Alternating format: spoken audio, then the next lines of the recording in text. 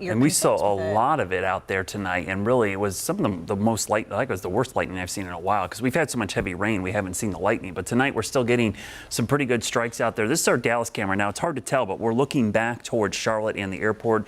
I know there's a couple folks still stuck on the tarmac out there at the airport. They've been sending me some messages here and there asking when these storms are going to get out of there. Could be a while, but I know some planes are landing. A couple more trying to take off, but it's a rough night when you've got storms in the area. Check out these views. Boy, we had a ton of shelf clouds tonight. This was over in Richfield there in Stanley County. Parts of northern Stanley County, southeastern Rowan County, eastern Cabarrus County had a pretty good cluster of storms. Now, this wasn't really that severe, but it looked ominous because we had some really cold air coming out of this storm and interacting with some warm, humid air, which produced these beautiful shelf clouds, which can be pretty awesome looking when you see them from a distance. Tonight, you can see all the lightning strikes out there, about 35, so they're beginning to tame down, but we got some heavy downpours through Gaston County, real heavy downpour moving through the south side of town.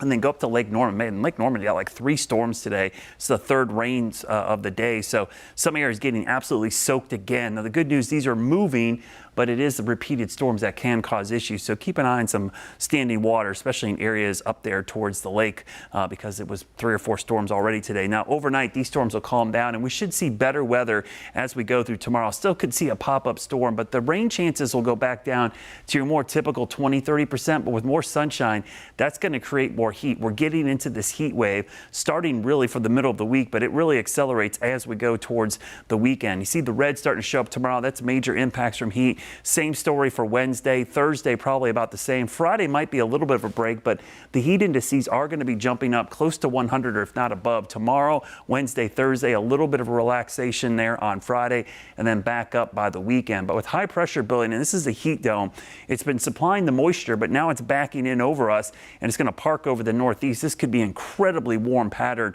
for not just the short term, but the long term as well.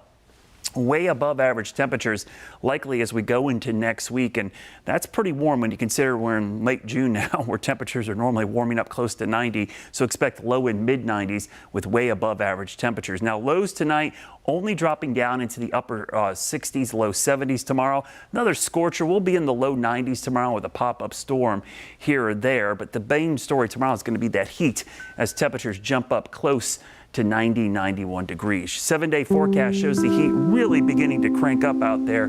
Temperatures in the low 90s by the weekend. We could be pushing mid 90s. The 10-day forecast isn't a whole lot better. There's a potential some upper 90s could be in the forecast next week. That is the longest stretch of heat we've seen so far this season. So take it easy out there. This is really going to be some hot weather.